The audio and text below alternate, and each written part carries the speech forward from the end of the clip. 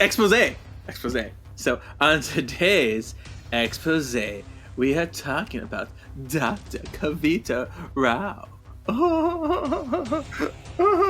this is what I remember because I actually read these comic books. She first appeared. I know. You did.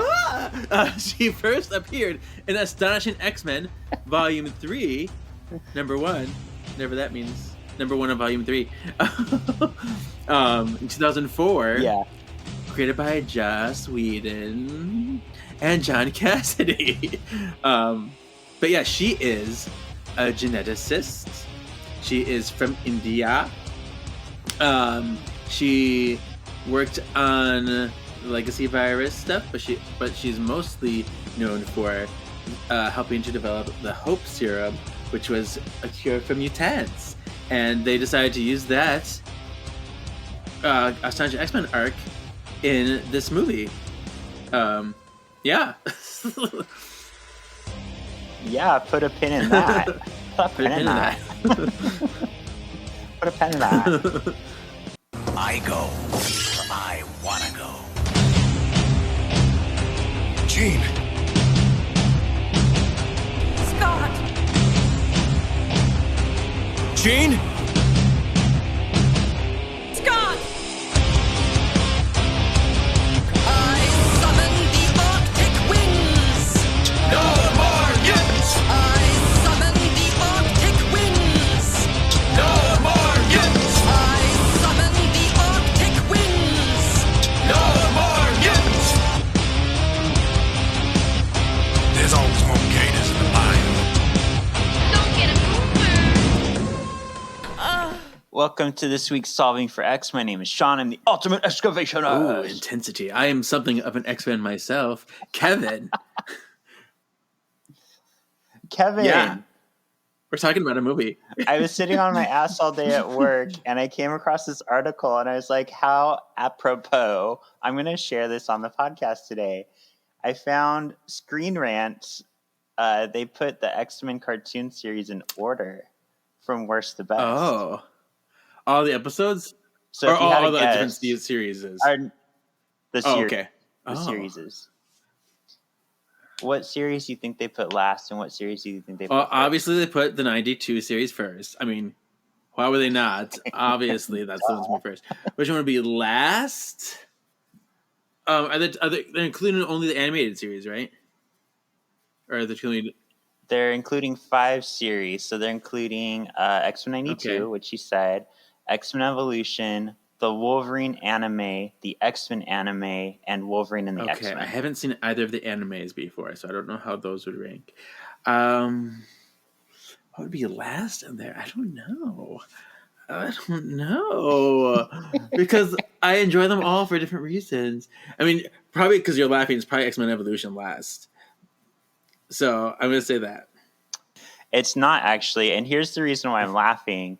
The one in last place, and it's because they have similar complaints to the movie, which makes me laugh that they're using that as a bad thing, is the Wolverine anime. Oh. They're like, Wolverine is too scary. I'm like, yeah, but so is Hugh Jackman. What's your point? But they also didn't like the pacing and stuff, which I never finished the Wolverine anime, so maybe fair. that says something. Yeah. Number 4 was the X-Men anime. They said similar things about Wolverine and X-Men. They both look beautiful. They just have kind of pacing issues, which, I mean, compared to the other cartoons, I'll agree with that. Number 3 was X-Men Evolution, so it beat out the animes. Well, good. And number 2 is Wolverine and the X-Men. Okay. And even though I haven't finished Wolverine and I haven't finished X-Men Evolution, I'd probably put them in the same ranking, just because Wolverine and the X-Men, to me, is like a spiritual successor to X-Men 92, because like the writing was on point. They had a lot of cameos. They respected the source material, even though they were mostly original episodes. Like, it was so good. Yeah. Oh, but I thought that'd be fun. And we're going to, of course, cover each one of those series. Something so to look you'll forward get all to. of our thoughts on every episode. Yeah. And all I remember about the anime is I remember watching the opening, the introduction of the anime, and that's all I really know about the anime. Oh, my God. It's so drama. Okay. In a good way, but it's so drama. All right, so this week we're talking X-Men The Last Stand, which, I mean, most of us refer to as X3, even though that's not what it's called, but it's X3. It's the third X-Men movie. Right. Quite right. Last week we asked, who is your favorite Ultimate redesign? Jean Grey, Storm, Cyclops, Wolverine. We got one right in that it was Iceman, which, I mean, I didn't include Iceman because he looks similar, but he has a bandana on his head. Oh yeah, so I've seen. Okay, I don't know. Fun. Yeah, yeah. So this is interesting. For the first time in X-Men history, Wolverine got 0 votes. Everybody was like, "Fuck Wolverine's redesigned." I love that. That's and I'm like, how I'm refreshing. Yeah, how refreshing. I was actually surprised by this, but Jean Grey only got 28%. So she was like, Storm got 32%, and Cyclops won with 40%. I didn't even vote for Cyclops. Wait, I know. I feel like Cyclops and Wolverine are basic in their redesigns. They basically just changed the color of their outfits. They probably like because he was wearing like that shorter shirt. You can see some of his muscles. He's a bit beefier. Maybe that's what it is. All the gays. Yeah, maybe that's it. But yeah, there you go. When I was talking to people, like multiple people, including you, were like, "I don't like Jean's hair." I'm like, "I do like her hair." Yeah, that was me. Well, because let me tell you why though. Because I have such a weakness for like beautiful long red hair and like straightened, and it like makes me swoon really bad. And so I'm like, without the beautiful long hair, I'm like, you're not my Jean. I had a girlfriend in college who had red hair and it was mostly curly, but when she straightened it, I was like, I cannot leave you ever. You're so beautiful. Let me touch your hair. Wow. It was like it's like a magnet to that stuff, so I can't explain it.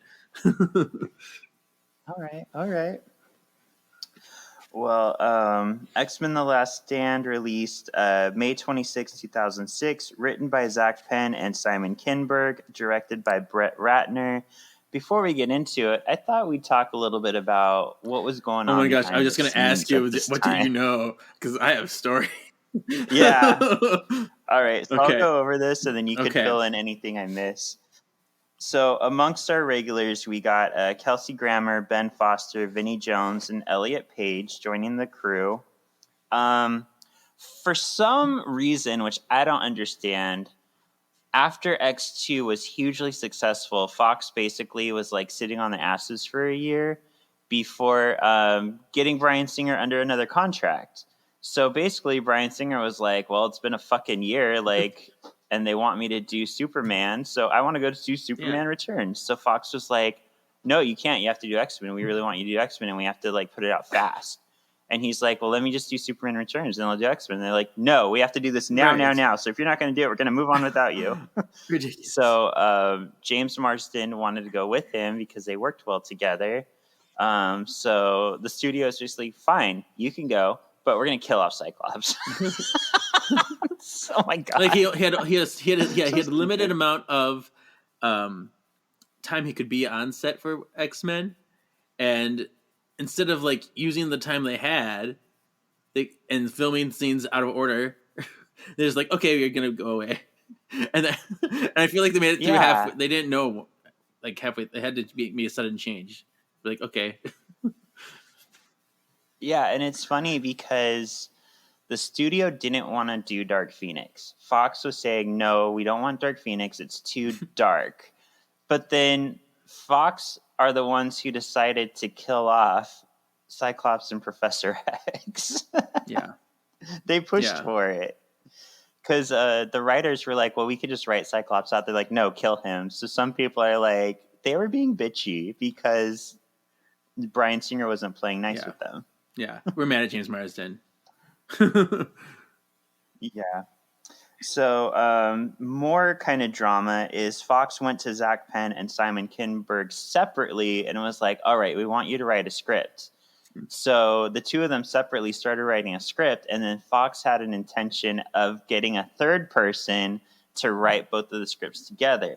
But I think this is funny. Zach Penn and Simon Kinberg found out about this plan, so they're like, let's just work together and write similar scripts so that they can't screw us over. I like that. I didn't know that part. Yeah. So then, of course, without a director, though, they went and looked at Matthew Vaughn. And Matthew Vaughn was excited because he wanted to get in on, like, the superhero scene, but, like, all the big ones were already taken. So he's like, of course. Partway through, he left for family reasons. It came out later that he left because it was such a fucked production. He was like, they were rushing everything, and I didn't want my name on this. I have more details on that. Like, this is recent. Well, first of all, I knew. Okay, let me tell you. It all starts with Halle Berry. Okay, hold on. All right, so Halle Berry, they really wanted Halle Berry to sign on, and she's like, I don't know if I want to come back or not. I want Storm to have a bigger part in it. So if you give Storm a bigger part, then I'll sign on. So they gave Halle Berry a script that was much bigger and had a big part for Storm. It actually opened with Storm saving a bunch of African people who are dying of thirst, and she summoned a rainstorm for them. And they're like, that's really cool. But then that was just a trick. They gave her a fake script to get her to sign on. Once she signed and she was contractually obligated, they said, oh no, here's the real script. So they really screwed over Halle Berry. And then this came out a few months ago. There's like, this is a quote. Okay. From Matthew Vaughn. One of the main reasons I quit X-Men 3, and this is a true story.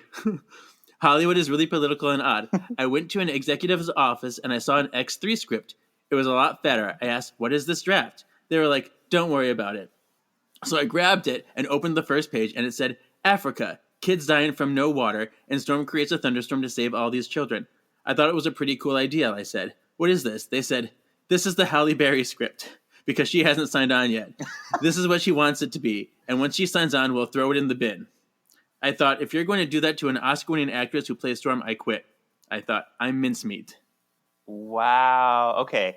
That makes me happy because I really like Matthew Vaughn's movie, so it makes me happy that he's like seemingly a stand-up guy. I don't know him. I don't know him much more past that, but I like that he did that.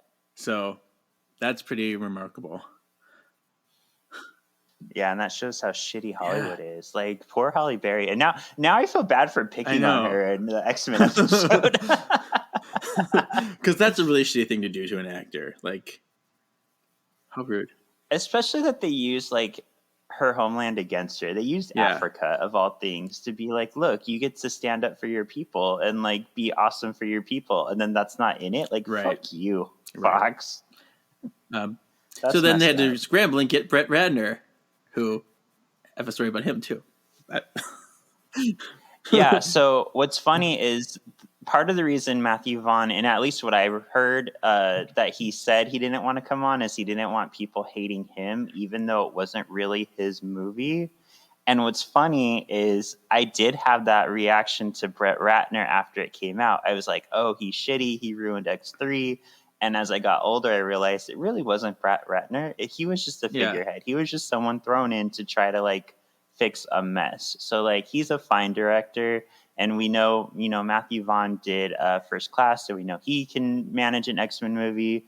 But this was a shit show that they were just scrambling to get a director. And the thing is, like, Brett Ratner, I don't think he cares about the characters. He doesn't care about X-Men. He's one of those, like, really cool, like, he did, like, Rush Hour. So it's like one of those background movies that don't have a lot of substance. That's, like, his forte. So, like, it makes sense that this was him in a way, but it's like, I don't know. It's a lot of it wasn't his fault either.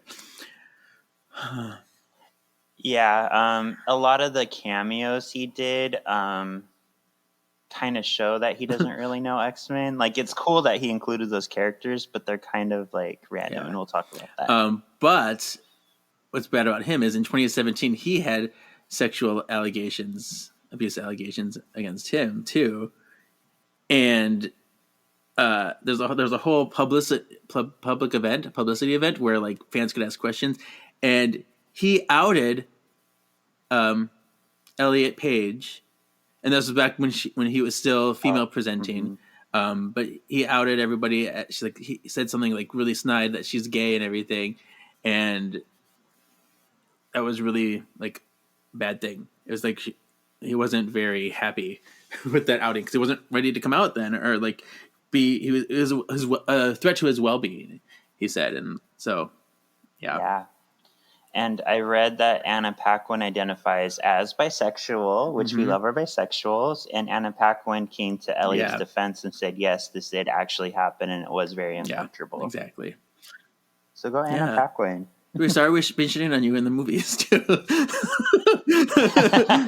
We didn't shit on her too much, though. We really didn't shit on Holly too much. She just, I think...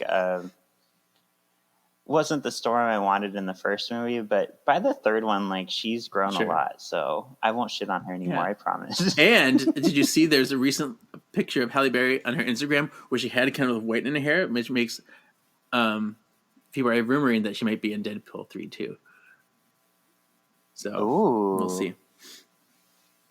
That's cool. Also behind the scenes, Nightcrawler was supposed to be in this movie, but his part was reportedly so small, and Alan Cumming was not a big fan of the makeup process because it took hours. So Fox was like, it's not worth it. It's not worth having Nightcrawler in this movie just for this small scene and go through all of that. Right. So that's why they cut It's just weird that they didn't even explain where he went. He's just all of a sudden gone. That's the weird part. Yeah, he's like just not even a there, comment. It's just weird. Yeah. Put something in the script, a line, but okay. Yeah. And then this film was also the first to use the de-aging technique on, well, I should say publicly, because apparently it was used in other movies, but they don't admit to it. But this was the first movie to actually like say, hey, we're using it. And like, it looks decent. It doesn't look as good as now. Well, I think what they did well with it is because the way that they shot it, they didn't have too many close-ups where they had to move them out. I mean, it's when you see them close up with Jean, that's when you can notice it the most. But like when they walk in, they're paced in a good spot. That it looks pretty nice. So yeah, Patrick Stewart made a comment that acting as himself at a younger age was the hardest acting role he's ever had. Because he said he wanted to recreate how he moved when he was actually that age. But it was hard because, you know, when you get older, you're not as, you know, limber. Yeah. So he said that was one of his hardest roles. Yeah. I'm walking again. All right. I think we've gotten enough into. Should we get into it? Get into the movie? Okay. Oh my gosh, it's gonna be a journey. Let's do it. Yeah, I have a lot of thoughts. I gotta say before we get into like scene one, I loved the flipping comics when they had the Marvel sequence. They had flipping X-Men comics, which were actually relevant to what was happening in the story. I saw that was pretty neat, like real things. They even had Astonishing X-Men in there. Nice. Oh, speaking of, I do have a breakdown of what this movie would have been with Bryan Singer, what the studio forced into the movie, and why it may feel a little disjointed. Okay, so we'll talk about that. I'm excited. We open on a small suburban neighborhood where a car pulls up to the Gray residence. 20 years ago, a walking Xavier and Eric Lensha come to visit the Gray family. They want to take Jean to the Xavier Institute. A young Jean tells them to fuck off since she's better than them. So this is funny to me because it's like she comes down and she's looking. She's like, "I'm a sweet little girl. Who are you people?" And then she's like, "You know, you can't contain me. I'm cool, or whatever." So I'm like, she's kind of a snot kid, but okay. Yeah. Then she makes all the cars and a lawnmower in the neighborhood float. And the sprinkler. And we have our first cameo. Did you notice the cameo? There's 2 cameos here, actually. Come out, wherever you are. Don't worry about us, Dingo. We'll make sure we can. Cameo. Oh, so you did, and you noticed one more than me. So we have Stan Lee with the water hose. The guy with the lawnmower was Chris Claremont. How did I not notice that? I actually know what Chris Claremont. I think because I didn't. And he was kind of, he wasn't as close up as Stan Lee was. He was kind of more off in a distance. But yeah, it was Chris Claremont with the lawnmower. That's crazy. I never knew that. Yeah. That's fun. Yay! We're teaching each other things. Yay. I love that. Yeah. You know what's funny is when I was writing X2, I was spelling Eric E-R-I-K, and then when they showed it in the movie, they said E-R-I-C, so I went back and deleted the E-R-I-K. I was like, how was I wrong?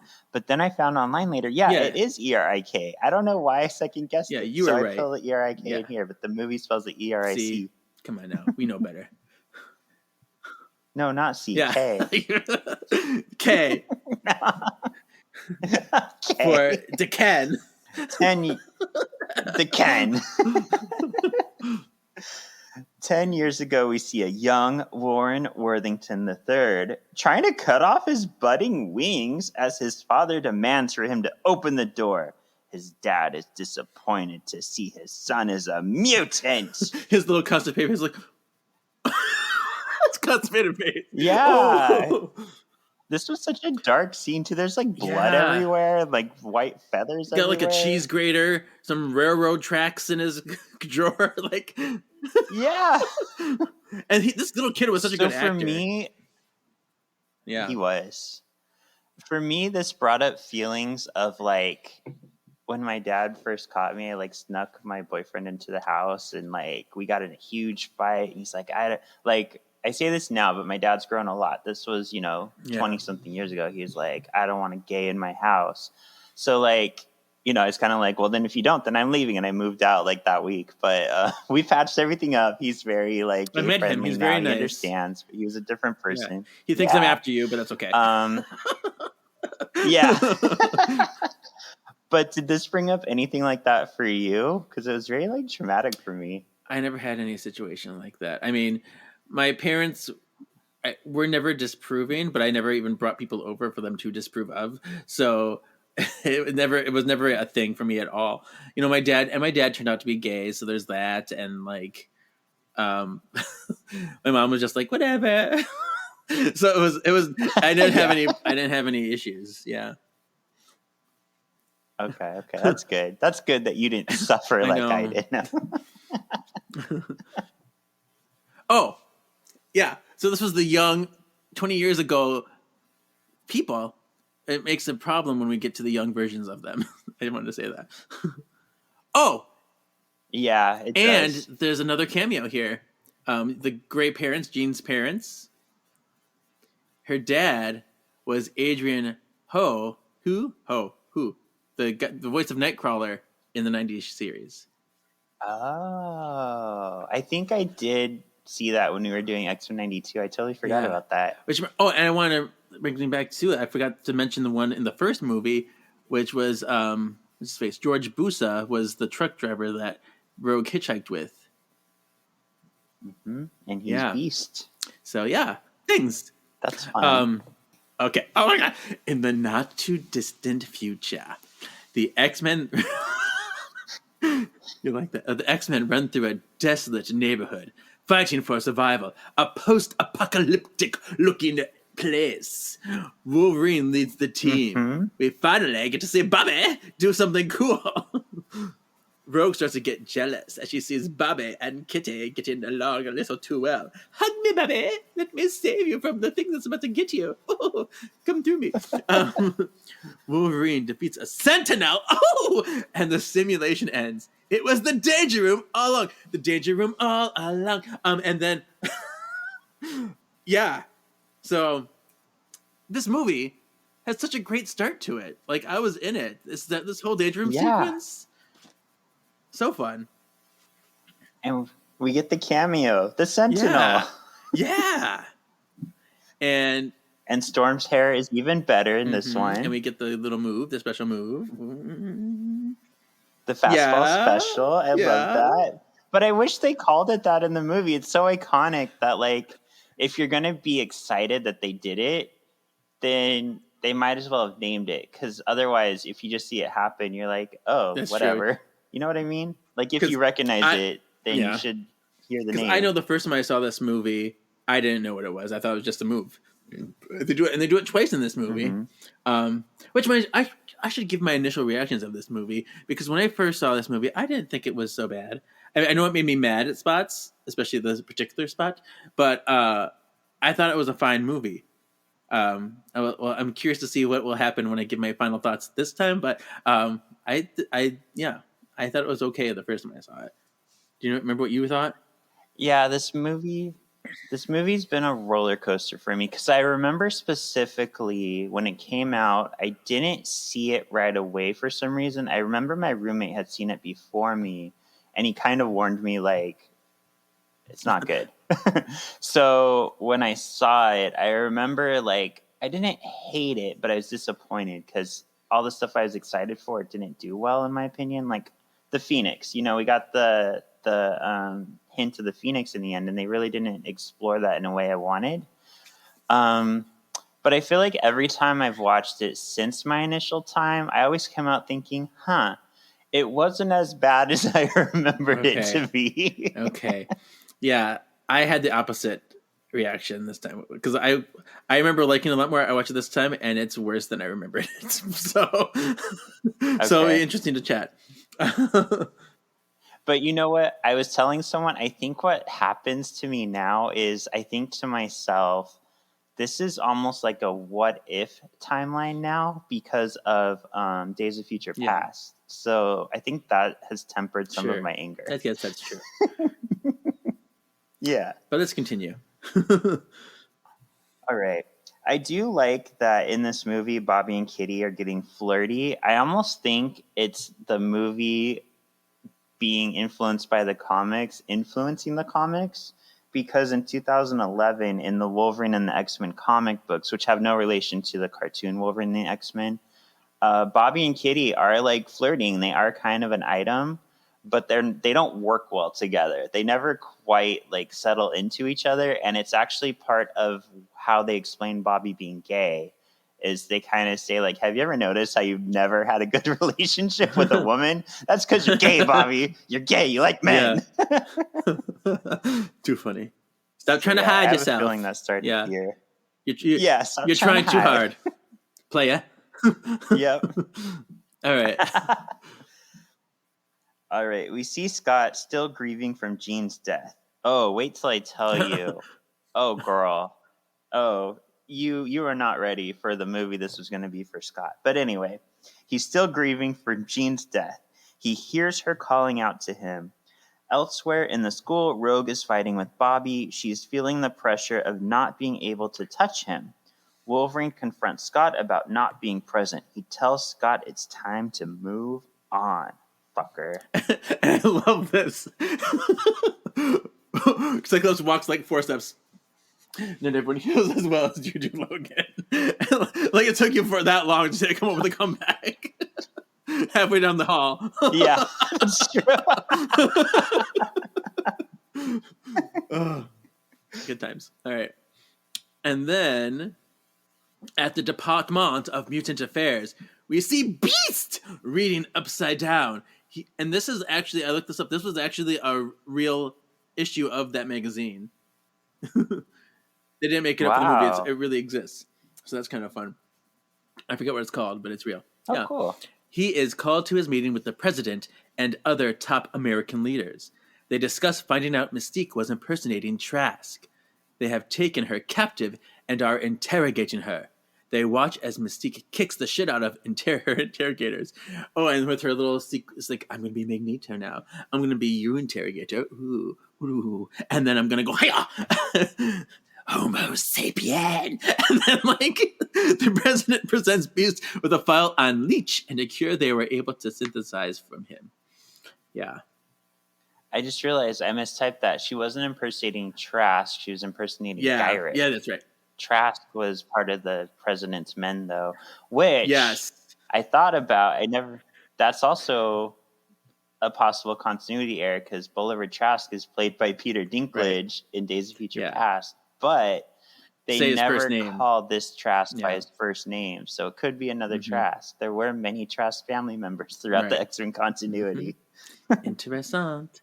So Rebecca Romijn and James Marsden, if you're not aware, had reduced roles in the film due to other engagements. So that's why we don't see a whole lot of Mystique, and that's why we talked about James Marsden was working Superman Returns, which it sucks because Superman Returns did really bad. Even though it's a good movie, it did really bad in theaters anyway. So we got 2 movies that did bad because Bryan Singer left. See? And do you know what Rebecca Romijn was doing? What did she leave for? I don't even know what she was doing. I don't know. I couldn't find that. It just said that she had other engagements. When did she get divorced from John Stamos? That's what I want to know. I don't remember when she got divorced from him. Oh, maybe it was around then. Yeah. Well, we do have a cameo. Come out, wherever you are. Don't worry about us, Dingo. I'll make sure we can. Cameo. Leech! It's Leech! Yes. Can you explain to me how he... I'm looking for the green man. Where's the little green boy? I want green boy. And I know. They very much hate Morlocks in these movies. They always turn them into like regular looking things, which I think is kind of a disservice because that's a huge part of the X-Men lore is what about the people who can't pass this right, and that's exactly the point that Beast makes. He's like, you can't not everyone can hide as well as others. Like, you don't shed on the furniture. That type of stuff. So yeah, it would have further went, I don't know. And like, is that how Leech's power works when you just get in his proximity that you start to lose your powers, or doesn't he have to actively touch you? No, it does work like that. He does have kind of a bubble that he could pull close or like move out from himself. So yeah, it does work like that. And I do like this idea of them using Leech as like the cure because his powers what's like basically curing you, quote unquote. But this isn't how it worked in the comics. Do you remember how it worked in the comics? No, it's been so long. How did it work? So Dr. Kavita Rao was the face of the cure, but Robert Smith, the cure. Sorry, but I'm gonna have to use the cure for this song this week. There was Ord of Breakworld, an alien named Ord, who came and gave her the cure as a plot to like find the breaker of the world, who ended up being Colossus. So it was like this whole other. So there are a bunch of Skrulls in Astonishing X-Men, right?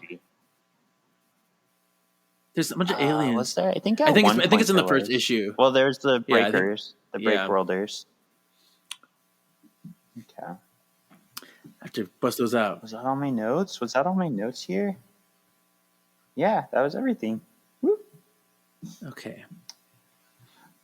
All right. Back at the manor, Xavier is giving a lecture on the responsibilities of mutant powers, mostly psychics. He goes to a case study with Moira McTaggart. Hey, children. So this is another one where I'm like, I think Moira would look older if she was around the same age as Xavier in Days of Future Past and grew older with him. But I don't know, maybe it's a good skin routine. Behind her is a comatose man in a hospital bed.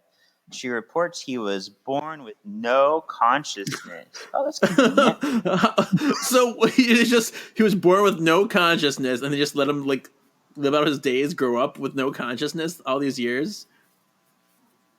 Yeah, that's so weird. Like he just grew to manhood. Why would you do that to somebody? I don't know. I don't know. Because abortion is illegal. Oh my gosh. Yeah. Okay. It's just I need a vessel. Xavier, I need to do the Prue thing. I need to do the Betsy Braddock thing. I need to exactly.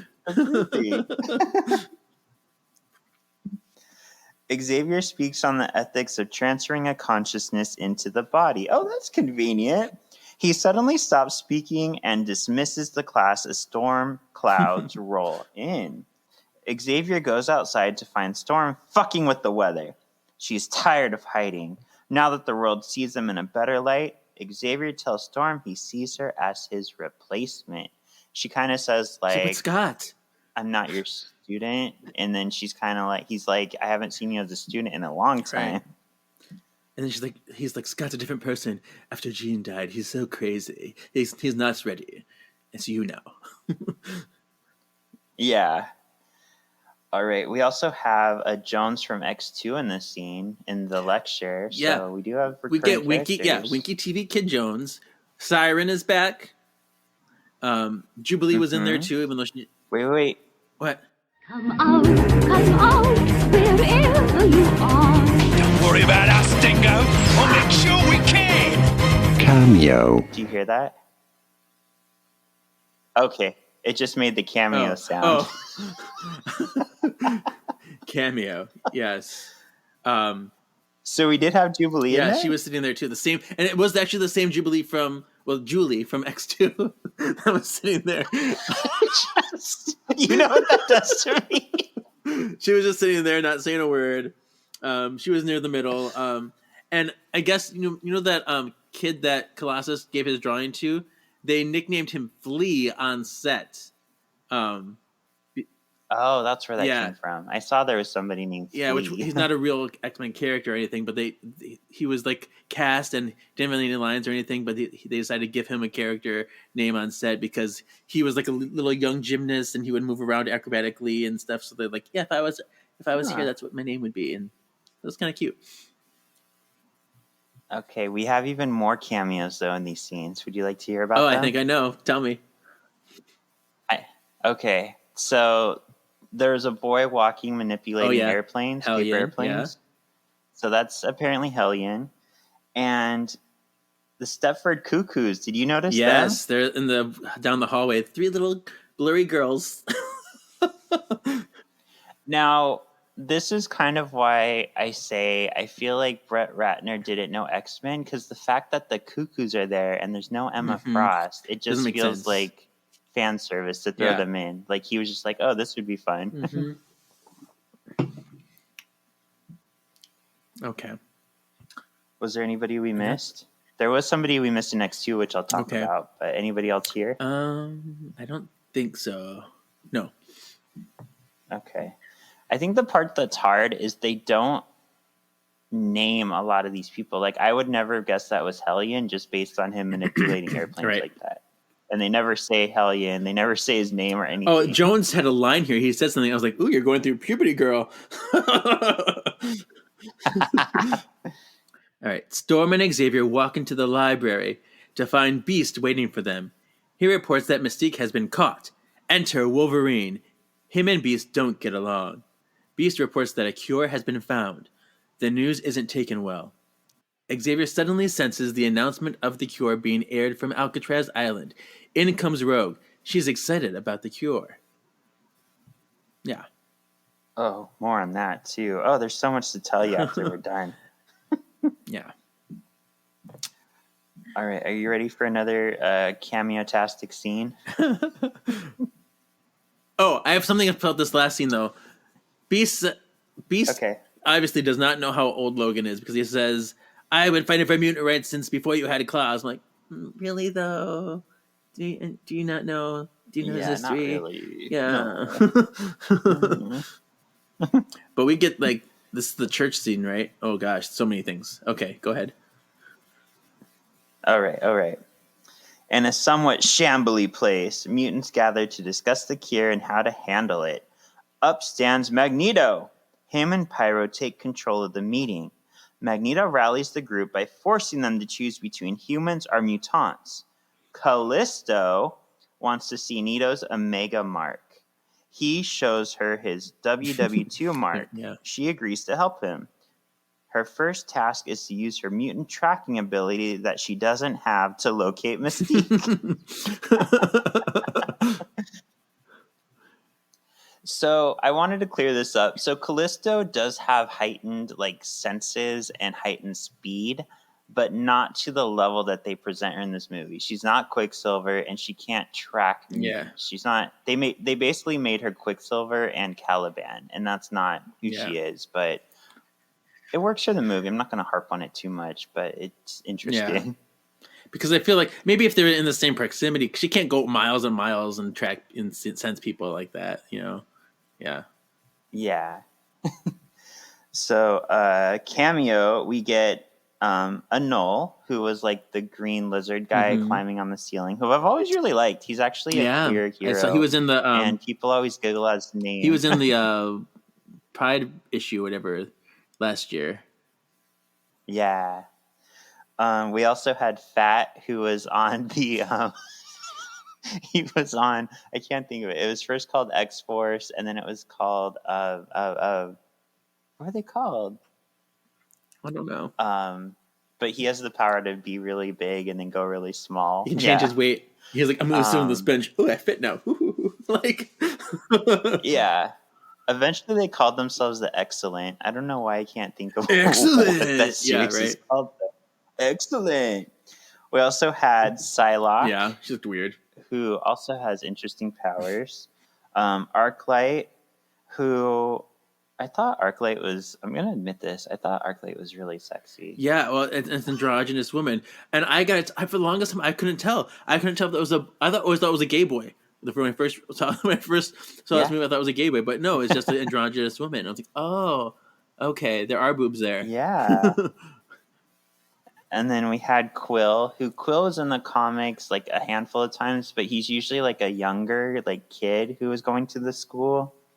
And then we have Ash, who was a Morlock, but he had sonic screams. Like he couldn't turn to Ash like he does in this, but visually I think it's cooler to see him turn into Ash. Yeah, and then like throw like fire out of his mouth or whatever. Yeah. And then the Omega Gang is a reference to New X-Men. Quentin Quire, who later goes as Kid Omega, he put together a team called the Omega Gang, who basically like wreaked havoc on the school, and he was a little shit, and he's a really cool character. But there's no Quentin in the movie, which kind of sucks that they used his gang, but not him. So sad. Yeah. All right. Here we go. 9. We see a force of police cars escorting a huge, big rig.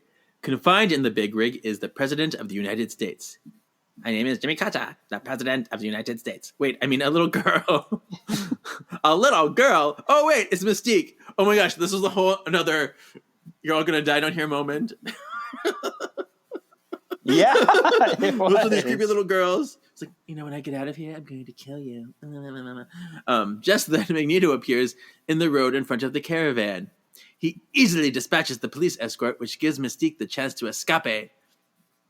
Mystique reports to Nito that the source of the cure is Leech at Worthington Labs. Without him, they ain't shit. Nito frees Jamie Madrox. Oh! Jason Dean, Eric Dane, our Charmed alum over here. Yeah. From his cell and recruits him. Next, they free Kane Marco. Our guard wakes up and tries to shoot Nito. Mystique sacrifices herself and is shot with the cure. Eric leaves her naked and sapient. You're one of them now. Deuces. Aw, that's so sad. I'm just dropping you down. Dropping you, lady. Who cares about you? Like, oh. Yep. Okay, the team I was trying to think of, the comic series, was Ecstatics. That's what Fat was in. Oh, okay. Nice. It started as X-Force. Everybody hated his X-Force. They renamed it Ecstatic, and then later it was the Excellent. Boom. All right, so I do have a problem here, big problem. Juggernaut ain't even a mutant or a penis head. So there's 2 problems with him so far. Yeah. They're just like going ahead and like his helmet's terrible. It's terrible.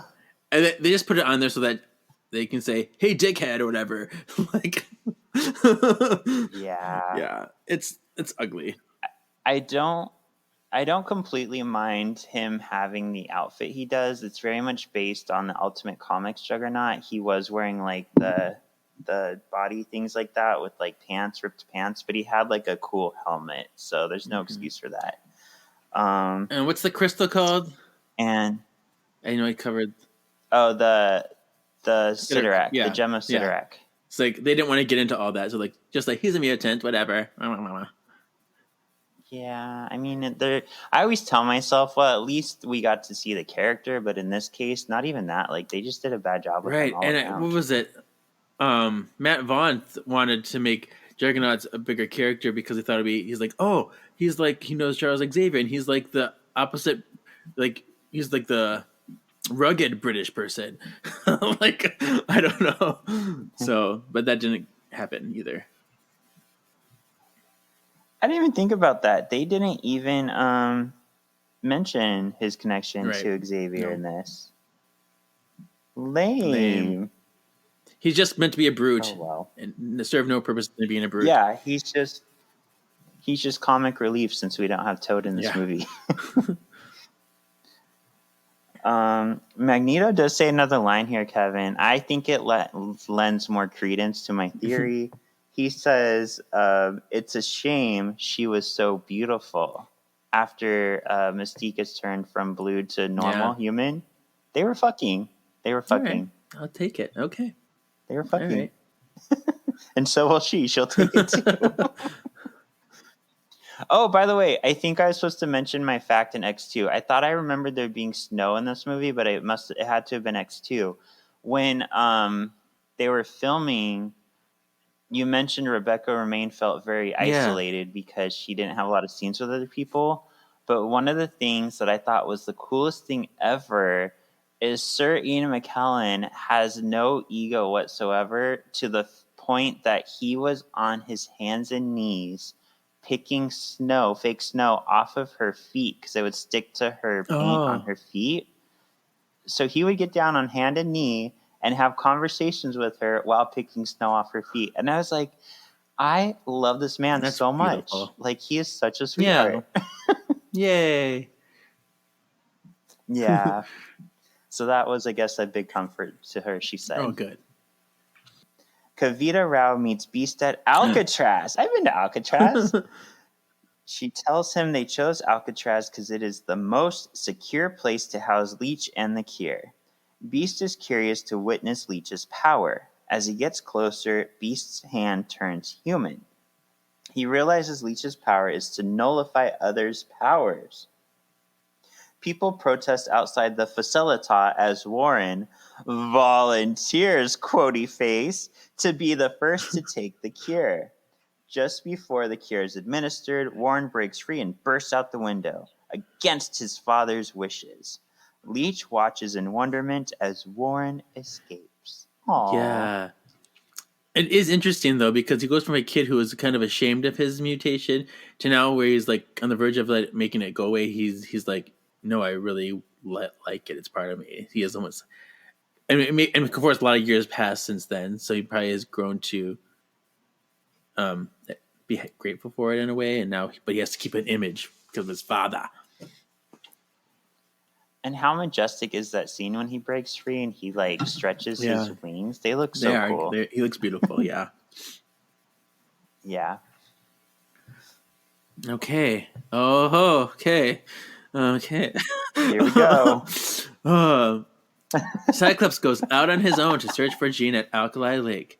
When he gets there, he hears her voice in his head stronger than ever. Scott! Scott!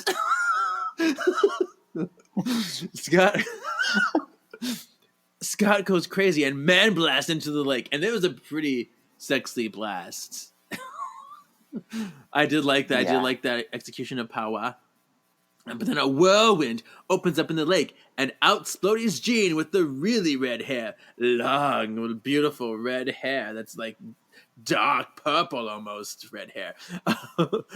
A whirl. Oh, no, you're there already. Jean demands to see Scott's eyes. I can do it, Scott. Show me your eyes. Let me see. She suppresses his power, and they kiss. Scott goes all sucky-faced and dies! His death is felt all the way at the school by Xavier. He demands Storm and Logan to get to Alkali Lake. Okay. Here we are. This is the part of the movie where I got so angry every time. It's bullshit. I feel like there's no reason for Jean to kill Scott. None. Even if you're going with, like... The only way I can approach this is they do kind of say later that this may be Jean's, like, split personality alter ego. So yeah, maybe she's bitter that she died for the X-Men in the alter ego, but it still doesn't make sense. She wouldn't kill Scott. No. It's considering how like crazy she got other times and let people live. Like this was so random, especially because she greeted him like, "Oh, I missed you so much. I'm smiling. I'm so happy to see you." And like, nah. and and so I was wondering too. I was like, was she herself at this point? Like, is this the good Phoenix coming out first, and then it gets corrupted by the human feelings of the kiss, or is she like misleading her from the beginning and being like sneaky? Yeah, that's a good point. And like now that I think about it, it's kind of another fuck you to Scott, because there are moments where Wolverine's able to get through to her, but apparently Scott's not. So fuck Scott's drag. I'm just so pissed at this whole scene. It's just, I mean, it's like it's not earned. It's like not even. I feel it's like, and that's great because I love Cyclops going through his grief here because it makes sense that he would. I mean, it's sad because he took on his grief all by himself. He never let anybody in, and that's just like him. But it is sad in that way because it's like he was all alone in this whole time, and then he just dies for it. Yeah, and then he just dies. Which again, this was Fox's idea to kill off Scott. So just want to really, push that in there, because Fox was the one who's fought to not do the Dark Phoenix, but they're the ones who so far have decided to kill Scott. Just throwing that out there. I put this note here, so I guess he was somewhere in these scenes, but the one we missed in X2 for a cameo was Cypher. Oh. Cypher is a little blonde kid with kind of long hair. And he's another one. I had no idea because I remember seeing the kid in X2, but they never call him Doug. They never call him Cypher. He never really does anything to show off his power. So unless like you see it in the behind the footage stuff, you would never know like, oh, that's Cypher. And you know what? I just realized too, Colossus was actually in the first X-Men movie. There's a cameo of Colossus in the first X-Men movie. It was when they were showing the school, like all the students, and they had him in the corner drawing a picture. Oh. And that was Colossus. I was like, oh. Was it Daniel Cudmore? No, I think it was a different actor. But okay. It was like they're going over the school and they had like the greenery area, and he was just in the corner drawing a picture. I'm like, oh my gosh! It was right before they got to like the teleporting basketball player kid. Okay, gotcha. Yeah. Cool. All right. Logan and Storm get to Alkali Lake to find it all foggy and wonky. Gravity seems to be off. Storm clears the fog and they find Scott's glasses. They find Jean comatose and take her back to the manor. In the infirmary, Xavier tells Logan he created a labyrinth of fail-safes in Jean's mind to hide away her immense level 5 power. He explains that Jean created a second persona, the Phoenix. He theorizes that when Jean died, it may have unleashed her evil persona. Logan gets mad at Xavier for affecting Jean's mind and taking away her choice. So, the X-Men movies and the MCU, which surprises me because they both take a lot from the Ultimate Universe, which the Ultimate Universe was really only around for, I want to say, like 10 years. But it made a big impact because they tried to do stuff in a slightly more realistic, like, if this did happen, it would happen in this way.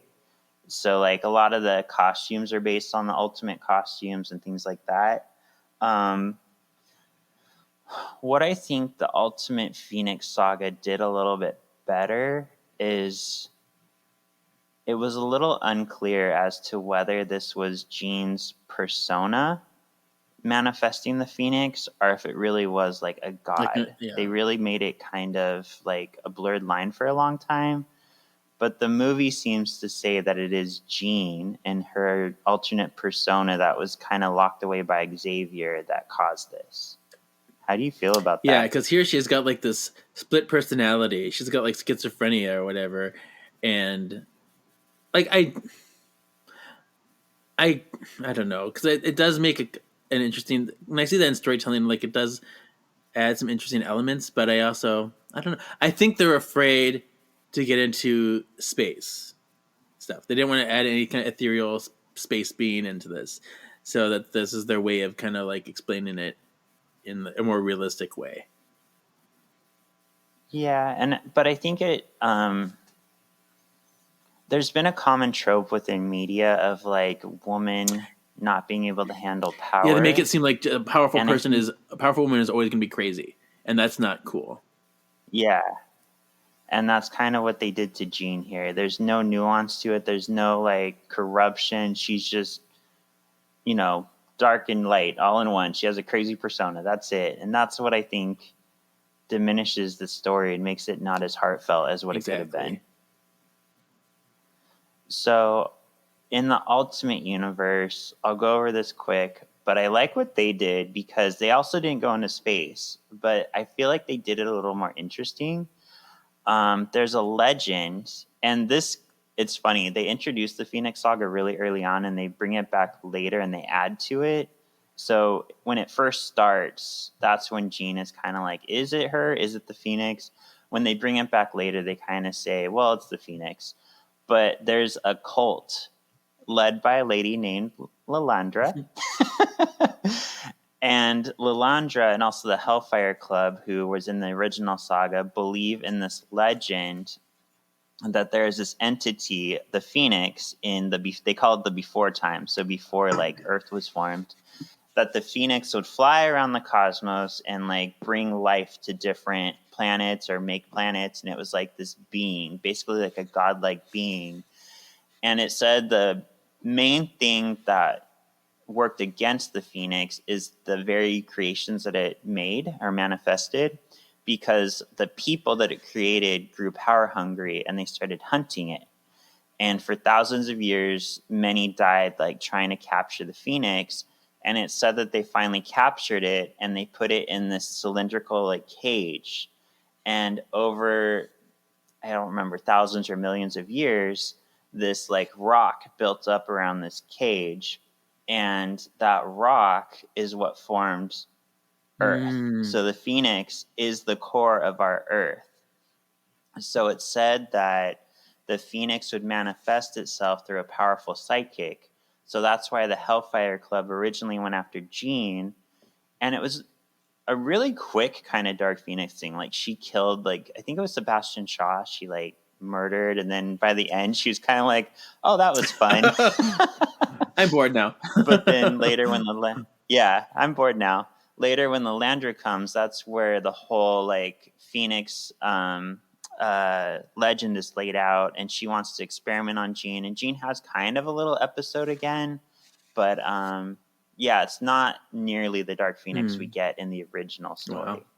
But I like that. It's a more realistic telling of it, and I like the idea of the Phoenix as the core of the planet, and I like the idea of not knowing. I like not knowing if Jean is just taking on the persona of the Phoenix or if she is the Phoenix. There's definitely a poetry in that, and I think there's lots of fun ways that you can see how the Earth manifests with that duality, that darkness, and that creation and that destruction all in one. It's kind of cool. Yeah. Oh, and I forgot. So they also said the Phoenix is the reason for our basically all the things we can't explain about our evolution, like getting smarter, our mutants being created, was all like the Phoenix basically pushing society ahead. So it was really fun. Yeah. Okay. Back at the White House, Beast meets with the president. Mr. President! Mr. President! He wants to resign. Beast is angry the cure was developed into a weapon against his knowledge. Yeah, why didn't you tell me? I thought I was the mutant whatever coordinator person, and you're just doing this behind my back? How rude. Beast has decided to be with the X-Men during these hard times where he is needed because, like, you won't respect me, I'm leaving. Yeah. And, like, the idea of a gun with a cure in it is something that we have seen in the comics. Actually, it's something that they kind of did this to Forge. He was developing a cure, but more so for like people who wanted it, or more so for like controlling dangerous mutants. And they made a gun out of it without his permission, and Storm was shot with the gun. So that's kind of what broke Storm and Forge up, is she's like, how the fuck could you like make this? And he's like, I didn't intend it for this. But she's like, but you did it. But she got her powers back, of course. After being turned into a 9-year-old kid and becoming friends with Gambit. Because X-Men. Isn't it fun? Because in the infirmary, Logan stays up with Jean. She suddenly wakes up and notices they met in the infirmary in reverse conditions. Jean gets all flirty with Logan. They fuck me kiss a whole bunch and almost fuck me fuck before Logan starts feeling Phoenix trying to tear him apart. Take off your pants. Logan mentioned. Let me fly your belt away. I'm like, Jesus. Right, this is a hot scene. It's like, why wouldn't you do this with Scott? I see how it is. You want the bad boy because you're a bad bitch. I see. Yep. Logan mentions Xavier and it sets Phoenix off. Logan suddenly asks about Scott. She returns to herself and starts freaking out. She remembers killing Scott and her powers start going out of control. She begs Logan to kill her. Phoenix re-exerts control and bounces. Deuces. She goes, kill me. He's like, we can fix it. It's like, I don't want to fix it. Like, oh my gosh. And I don't know, this brings the Phoenix into such a dark light. Like, she killed Scott, the person she loves more than anyone, and now like she has to deal with that. Like, fuck you, Fox. He's like, where's Scott? And I gotta say, Famke's acting is really well done. Like, she says a lot and just without even any words. Because he says, where's Scott? She's like, because it's all starting to come to her, and she's freaking out because she's fighting with herself in a way. So I do like that. At least. She's amazing. She's literally the only one that mourns for Scott at all in this movie. Which, like, how unfair. Like, come on, people. Like, oh, Scott's dead? Oh, okay. We're not even going to put a gravestone up until the end. Okay, fine. Let's see how it is. Yep, okay, fine. At Magneto's lair, they are discussing how to handle the humans who built a gun that can cure them. Enter Callisto. She reports feeling a Class 5 mutant they can use. I remember this actress, too. She was in Hero Season 2. That's what I remember her from. Oh, was she? I didn't finish the season, but she was like that one that her eyes always went black and made people like die or get sick or whatever in the desert. Oh, I remember. Yeah, same her. actress. Okay. I did watch all of Heroes, but yeah, some of it was harder to watch than other And season parts. 2 was a weird season because it was the one that was during the strike. So Yeah. But yeah. All right. Storm and Xavier come into the infirmary to check on Logan. Xavier shames Logan for Phoenix. For some reason, he's like, look what you've done, Logan. I'm like, what? He senses that Jean has left the mansion and all hell is about to break loose. The trio travel to the Gray House where they find Eric with the K has already arrived. Xavier wants to help Jean, but Nita wants to exploit her against the humans. Eric and Charles find Jean sitting in her old living room. Xavier tries to shut down the Phoenix, but it only drives her further over the edge. Outside, Logan and Storm go into battle with the Brotherhood. Jean locks into psychic battle with Xavier and wins. The house begins to float. She lifts him up and pulls him apart atom by atom. Everything falls as Jean surfaces. Magneto takes her away, leaving Storm and Logan to grieve Xavier. So they do grieve Xavier. Oh, yeah. But to be fair, nobody really knew what happened to Scott for a long time, too. Yeah, I guess. But yeah, and we don't even see him, like, his death on screen, which is another disservice, I think. But, at least they did him so At least he got out of the movie before it got any worse. I can say that much. That's true. He got out well, still kind of good. I feel like Scott being killed is like the point where the whole movie goes off the exactly. rails. That moment is like, okay, I'm out. Because everything before that was fine. Now I was in it before that. Yeah. Professor X being killed is also Fox's decision. They wanted like a big shocking death, but it's like now you've pushed Cyclops being killed and Professor X on us in like 10 minutes. Like, this is a lot to handle. Yeah. And like, where are Jean's parents? Where are they going to come home to this house? Yeah. This poor house is like completely destroyed. Yeah, they weren't there. Yeah. But I do like the storm spin attack. That was really cool. It's really cool. Yeah, that's a really great moment. Yeah.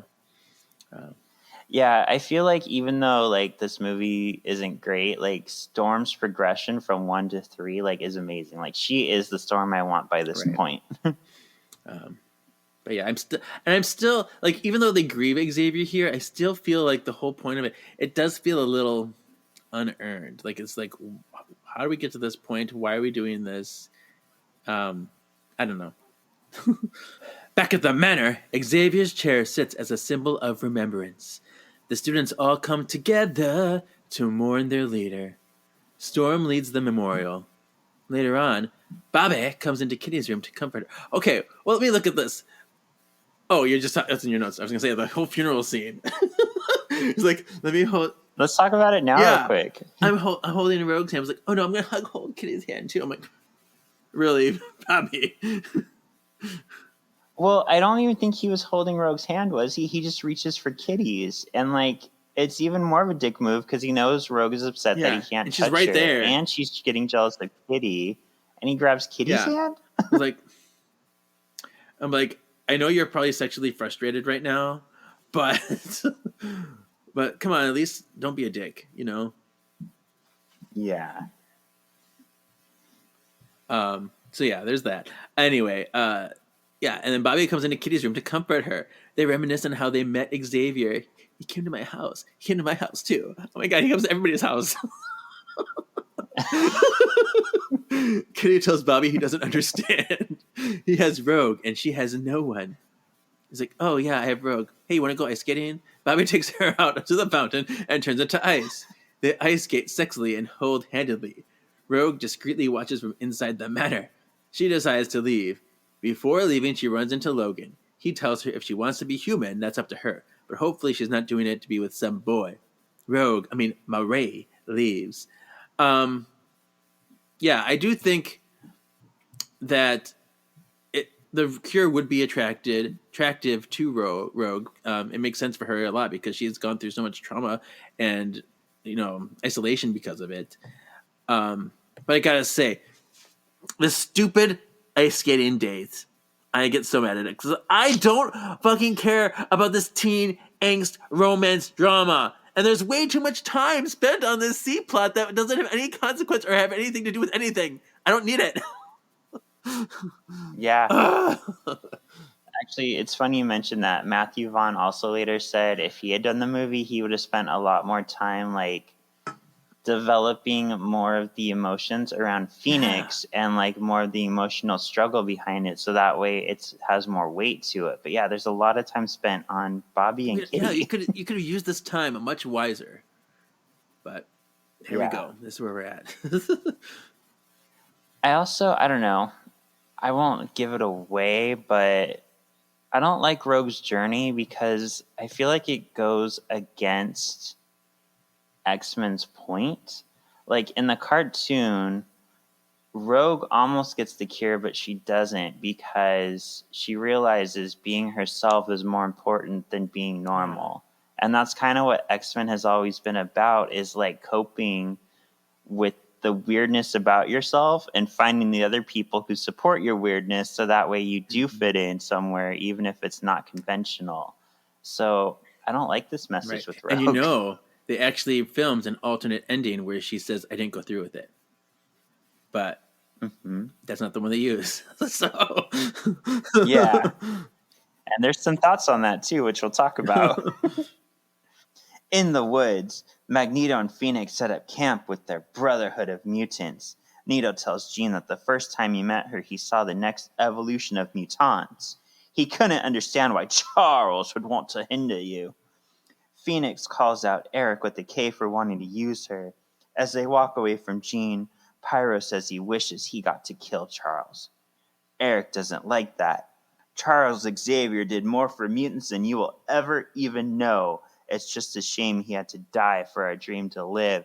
Get it, Eric. Get it. Exactly. I love that speech. And at first, I'm like, you tell him, Magneto, because he was your friend. He was everything to you. Being opposites, I don't know. It's really great. I love that.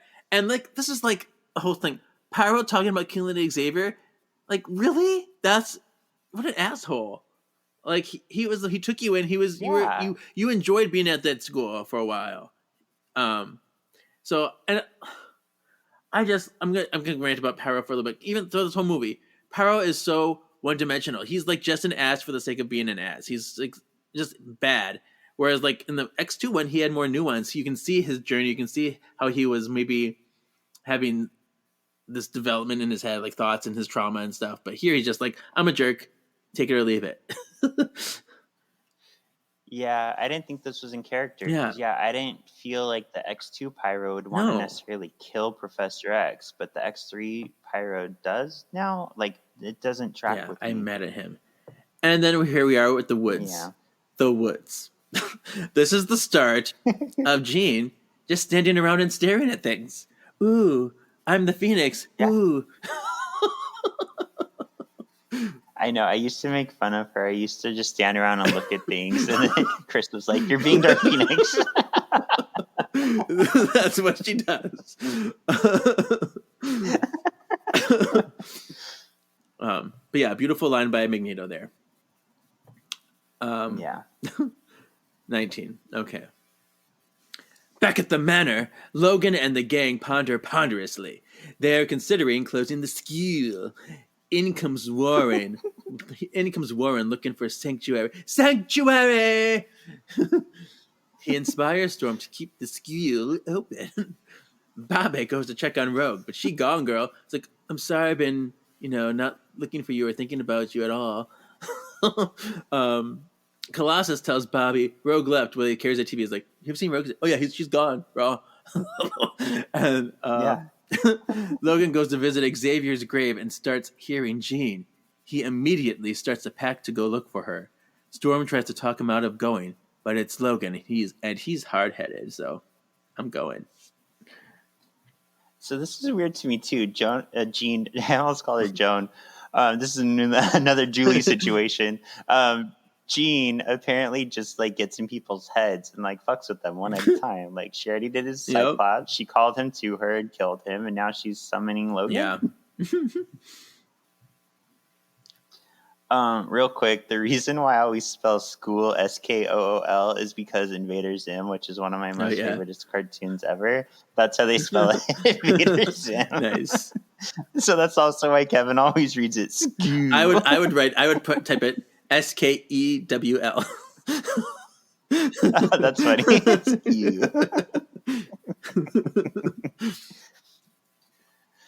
All right. Bobby goes to the site of the cure looking for Rogue. Amongst the protesters, he runs into Pyro. Pyro uses his power to incite chaos. Once again, he's just being a dick for dick's sake. Nito makes a televised threat that they won't stop as long as the cure is available. He sends out an ultimatum saying mutants better join them or get out of the way. The president gives the order to prepare for war against Nito. The army stocks up on cure guns. Rogue arrives at Worthington Industries and gets in line. Now, I don't know if this is for sure, but when the Sarge was talking about the weapons, he sounded like the guy from Toy Story, like the army man Toy Story guy. I was like, is that you, Sarge? I like it. Is that you, Sarge? That's funny. And what else? And this is when Magneto gives his speech, right?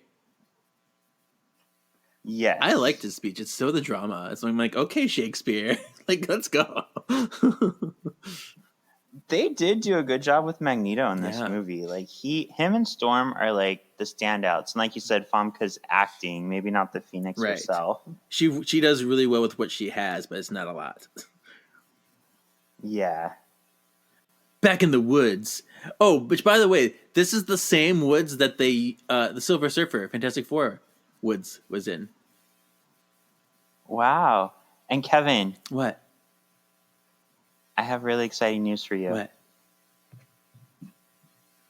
So our Lee Ermey did the voice of Sarge in Toy Story and the voice of the Sergeant in X-Men: The Last Stand. Yay! I knew it. Call, I girl. knew it. You know your voices. Yes. Like, this is totally Toy Story Sarge. Like, come on, man. Let's go. Like, That's funny. Thank you for looking that up. Mm-hmm.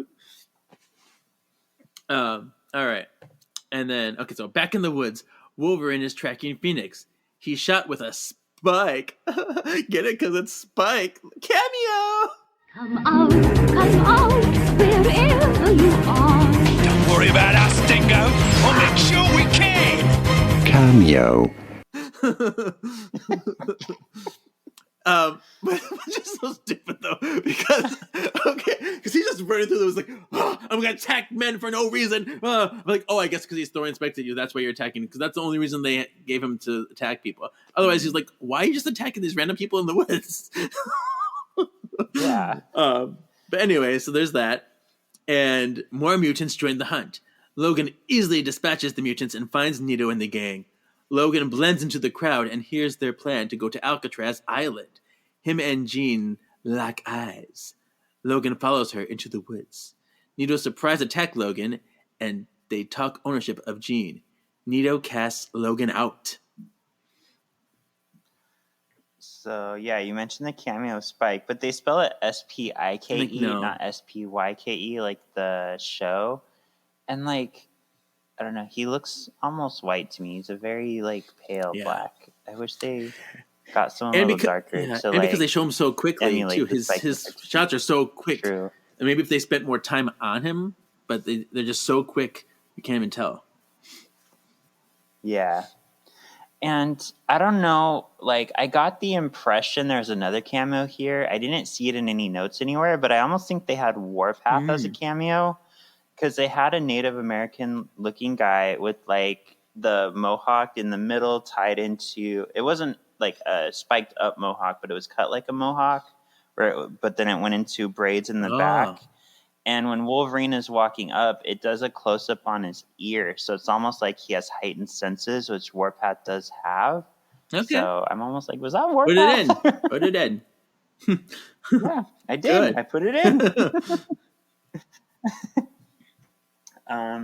The president and his men use Raven's help. Oh, a woman scorned. I love this. Hell had no fury like a woman scorned. And this president had a very thick lisp. Just saying. I do really like, though, that in Raven's, like, actual human form, she had the dark hair like we know from, like, the cartoon. Mm-hmm. So that was a nice touch. Yeah. And she looked hot with the dark hair. Yeah, she did. She helps them locate Nito. Later that night, all the president's men march on the encampment. They silently surround the camp and prepare to fire.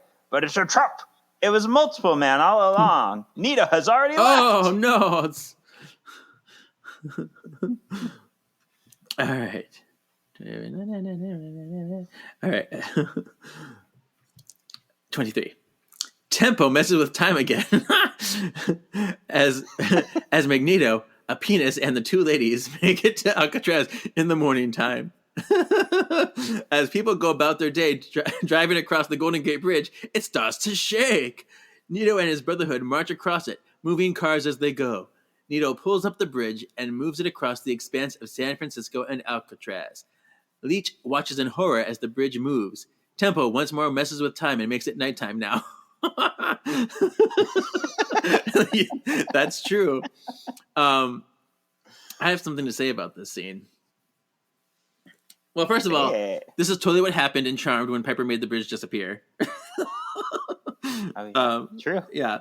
But this bridge, I gotta tell you, took so much of the production budget that they had to start building it even before the script was done. And the script changed in that time because originally it was supposed to be Magneto's move because they were gonna have mutants like captured at Alcatraz. They're using them to like keep mutants imprisoned, and Magneto moved the bridge there to help liberate the mutant prisoners so they can get into the city. But now that the script was changed, doing this kind of makes no sense because he could have got there any other way that would have been easier. But bring some boats up or something. That makes so much more sense to me. Yeah. Yeah, because it doesn't make sense that he would need to move the bridge. Exactly. There's no point now that they changed the script. There's no point for him to do this just to be cool. Yeah. I mean, it looks cool, but there's no reason. Yeah. So it makes me wonder what the original script, how it would have been better. But you'll talk about that. Okay. Yeah. Oh, and I got mad at... Well, I don't know if I'll have an answer. I gotta say, I don't know if I'll be able to answer the original script like this one, but the original I can talk about. But I was so mad at that stupid girl, that stupid mom. She's like, I'm going to lock my door. I'm like, bitch, really? You just saw what he did. You think your little door is going to do anything? That was stupid. I'm like, okay. Okay. All right. Logan makes it back to the manor. He tells Storm he found Jean, but he needs help. That's kind of funny to me because they live in New York and everything's happening in San Francisco. So he went to San Francisco and then went back to New York? Yeah. What? I didn't think about that. It makes no sense. He tells the team Nito is going to attack Alcatraz. Logan teams up with Storm, Iceman, Shadowcat, Beast, and Colossus, a small but mighty team to take on all of Nito's forces. Before heading out, Storm makes sure Logan is ready to do whatever he needs to, winky face. The Blackbird heads out. Nito and his Brotherhood attack the facility.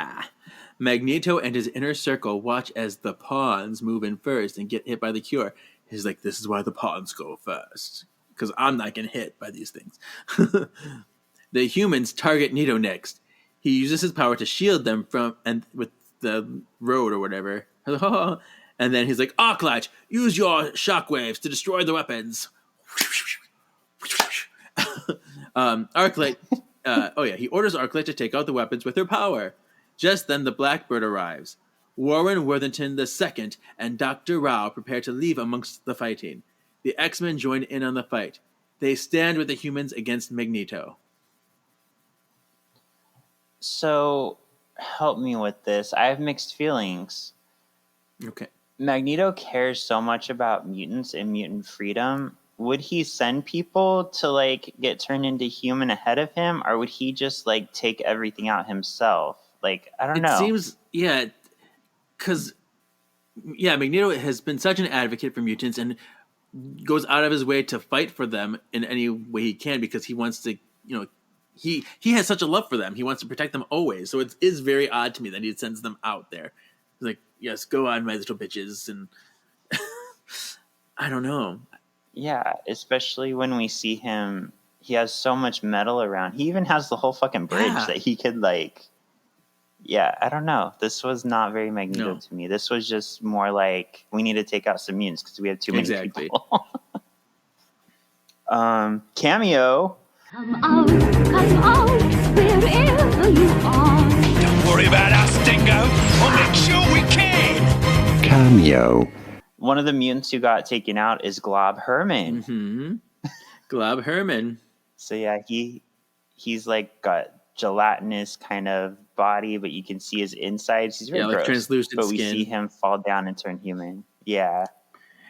I do like that we get to see Bobby fully using his powers. Full Iceman. He's still not Iceborne Bobby, but not quite. But it's more than just making a stupid ice rose. A stupid fucking ice rose. Yeah, he's doing stuff. Hashtag still bitter. You know what they needed to have in these movies was his ice sliding down and make his ice path. Yes. That would have been really cool. I don't know if maybe they didn't have the budget for that, but that's what we needed in one of these movies. Probably not. I think we get it in Days of Future Past, actually. Okay. I have to remember. I've been looking up for that. Yeah. What was I saying? Oh yeah, don't we have Ashen or is that later?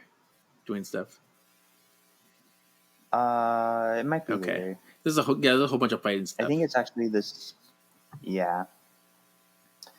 Nito orders Juggernaut to go kill Leech. Kitty races against Juggernaut to save Leech. Kitty drags Jugs into the ground, but he's the Juggernaut, bitch. So stupid. I remember everybody hated that line. It was so stupid. I mean, because at this point too, the viral video was kind of over with. It's kind of time. What's am I thinking of? Dated. Yeah, very dated. But I mean, it is a very funny video, but it is very odd. She wasn't even there to hear it. She already walked through the wall. She can't hear you. Yeah, that's true. That's very true. Just talking to himself. Yep. He breaks free and chases Kitty through walls, but more destructively. As Worthington II and Rao make the slowest getaway ever, Psylocke, Quill, and Arclight surround them. They take Warren 2 captive as Quill hugs Kavita to death. Quill and Psylocke throw Warren 2 from the roof, but Warren 3 catches him. Oh, spiky death hug. Yay. Spiky death hug. There was actually a deleted scene in here too, where Juggernaut crashes through the wall. He's like, "Here's Juggy." Oh god. I would take that over I'm the Juggernaut bitch. That's actually pretty funny. And that's something he would say in the cartoon. Yeah. Tutti frutti, here's Juggy. Now you're mixing Blob with Juggernaut. Yeah. That's true. But I mean, he is very much like Blob in this movie. He's like a Juggernaut Blob hybrid because I don't know, I feel like he wasn't as smart in this movie. That's very true. Yeah, they dumbed him down a lot. Not as much as Sabretooth in X-Men 1 though. Okay, where are we? 27. Scroll. Okay. Kitty finds Leech.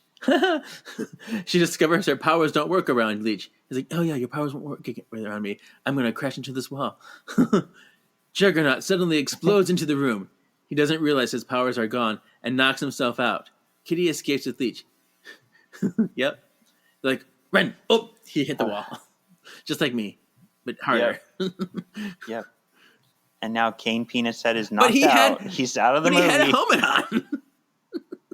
Yeah, I know. So it's so weird. And he's supposed to be indestructible. Like, this wouldn't do anything to him, but I don't know. Yeah. I don't know. It is what it is. Nito and Pyro begin throwing flaming cars at the prison, upping the danger. While hiding, Logan sees a dose of the cure. Logan, Beast, and Storm decide to work together to cure Nito. Bobby distracts Pyro with a much-needed fuck fight. Phoenix watches as the fighting happens. I'm just gonna stand here. Bobby finally turns into Ice Storm. Yay! Colossus fastball specials Logan at Nito as Beast jumps in from behind and delivers the cure.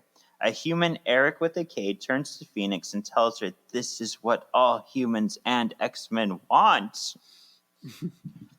So, I remember in the theater, people started cheering when Iceman and Pyro started fighting, but then the fight doesn't go anywhere. They just like shoot their loads at each other for a while, and then like Bobby turns into ice and takes him out. Yeah, headbutt or whatever it was. It's like, oh yeah, let me touch you. I wanted like a bigger scene.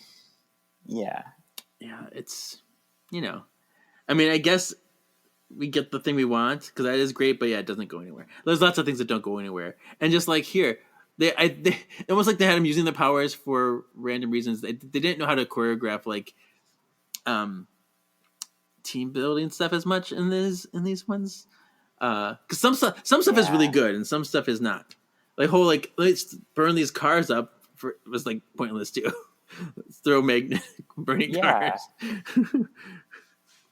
Like they were dangerous enough as they were without being on fire. That didn't do anything. It's like, I just want people to see me using my power. Yeah. I always think to myself, like, how amazing Bobby's powers could look on film with him making, like you said, like the ice trails or like doing acrobatics. Like, it would be so cool if they did them right.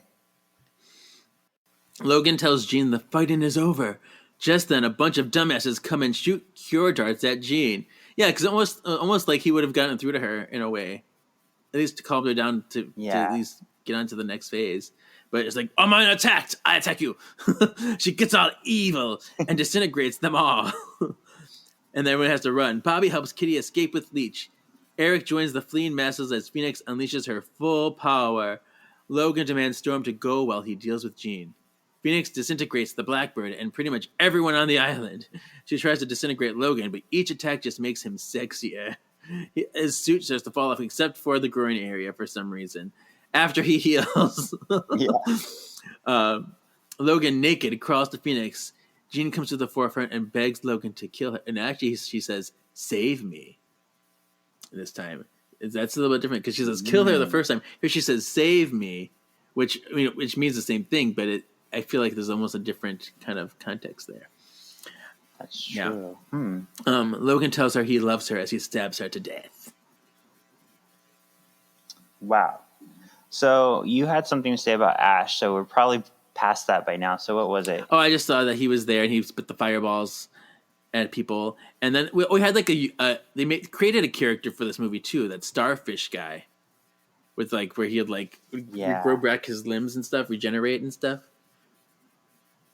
Oh, that made me gross out because I was writing this, so I kept pausing the movie, and I paused it on a scene where Logan had cut up his arm, so like pieces, like cylinder pieces of arm were flying around, but it looked like sandwich meat to me, and then I got grossed out. I started feeling sick. I can't like think of body parts in food. Like it really grosses me out. That's when he like kicks him in the balls. He's like, "Grow those back." Yeah, so dumb. There's a lot of really dumb lines in this movie that I just hate. I do really like the dramatics of like Logan walking towards Jean and being blasted apart, and he loves her so much, like he's willing to do that for her. But like, I remember feeling like this wasn't a satisfying finale to the Phoenix. Like she gets stabbed by Logan and she's dead. Like that's not exciting, and I still feel that way. Well, I feel absolutely nothing for this Jean Logan standoff. I don't know why, but like there's so little development for anything. It's like we're just showing stuff and have to accept it without really getting any payoff, without getting any kind of journey. And so I'm sitting there, I'm like, this is stupid. I'm so mad at this. And they're acting it well. Yeah. It's just by the time we get to this point, I don't care. and then it just the thing about the Phoenix, she is only here to be in relation to Wolverine, to support Wolverine's story, not her story. And that's why she is such a waste, because it's all just to make his emotional journey matter. That's a very good point. Yeah. And the thing too, the Phoenix Saga was very much a Scott and Jean arc too. Like, and the fact, I'm just so mad. Okay, continue. Okay. The next day at the manor, a student visits the graves of Charles, Jean, and Scott. Bobby goes to check on Ragu. She's back! Bobby tells Rogue he didn't want her to be human, but she says it's what she wanted. Logan watches as Beast is appointed a human relations job to the president, representing humans and mutants.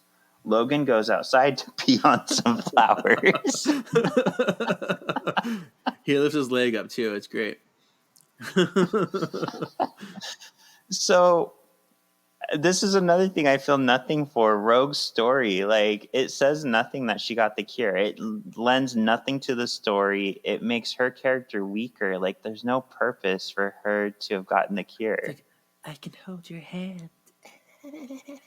Yeah. In San Francisco, a new Golden Gate Bridge is being built. We see Eric playing chess alone. He is able to move one of the pieces without touching it. Ooh, his power is coming back, so we know that the cure is only temporary anyway. In an after-credits scene, the comatose man wakes up and says, "Hello, Moira," with Charles' voice. And she's like, "Charles!" I remember people talking about the Magneto scene a lot. Like, did you see that he moved it without touching it? I'm like, yeah, it's obvious. His power's coming back. Like, duh. Yeah.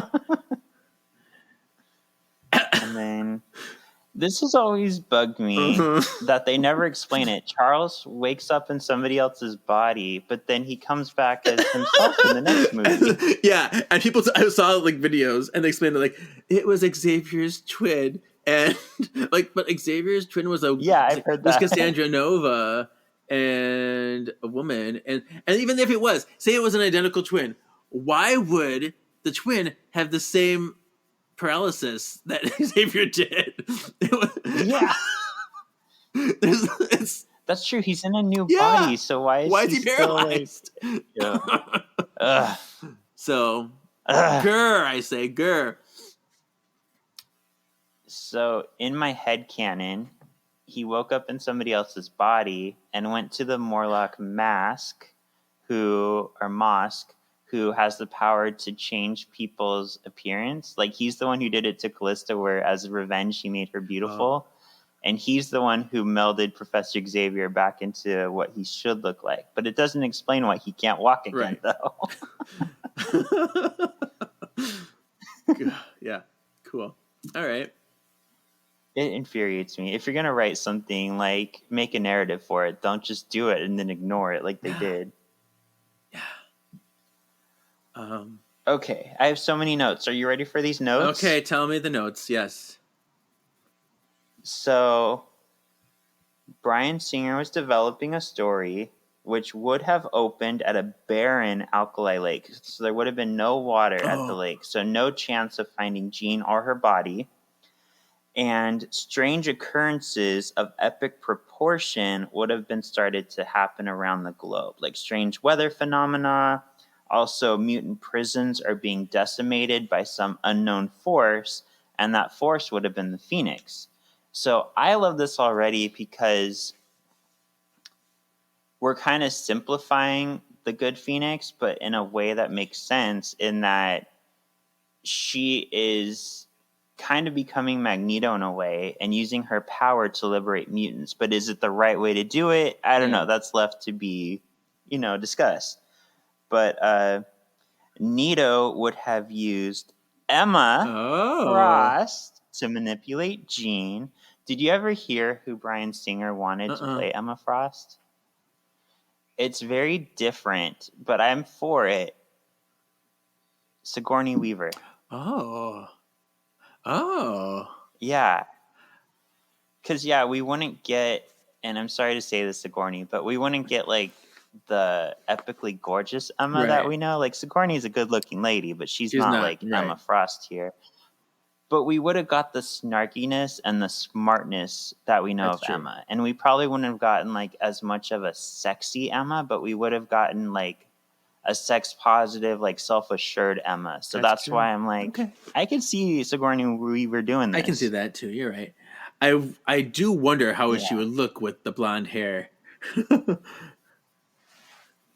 Yeah, I do wonder if they would have gone blonde or not. I do wonder if they would have at least given her, tight, white outfits, tight, suits or things like that. But yeah, she would definitely be probably a slightly older, not as sexy Emma Frost. But at least in Emma Frost we could work with. Cyclops would not have died. He would have become the leader we know. Oh my gosh. He would have built the Danger Room to push the X-Men to be better because of his guilt losing Jean. Dude. Yeah. See? I need that in my life. And Cyclops would have been the one who would have had to make the decision to kill Jean. But he would have only killed her in body. Her spirit, her essence would have transcended into the cosmic, and that would have become the Phoenix. So we would have gotten a story where Jean's essence lives on even though her body doesn't, which I think is beautiful and gives us hope that maybe she could come back. One of the producers loved The Gifted so much that they demanded that The Gifted be part of the storyline. The Gifted is the Kavita Rao, the Cure, that storyline. Yeah. So that's why Simon Kinberg and Zach Penn really wanted to do Phoenix, but then the studio was like, no, you have to do Gifted. So that's why they had to modify it, and that's why it feels like it's almost like two different movies, and that's why Phoenix doesn't have a lot of lines, because they had to shove the Gifted storyline into there.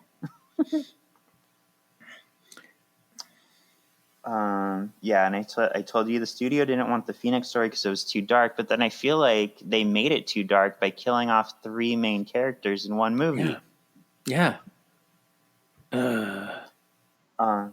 And I did hear his name, Michael Dougherty. That's how you say it. He did mention that Rogue in the original story would not have taken the cure. He believed it was a bad message for girls to want to modify themselves for a boy, even though she says it's not for a boy. Like, it was for a boy.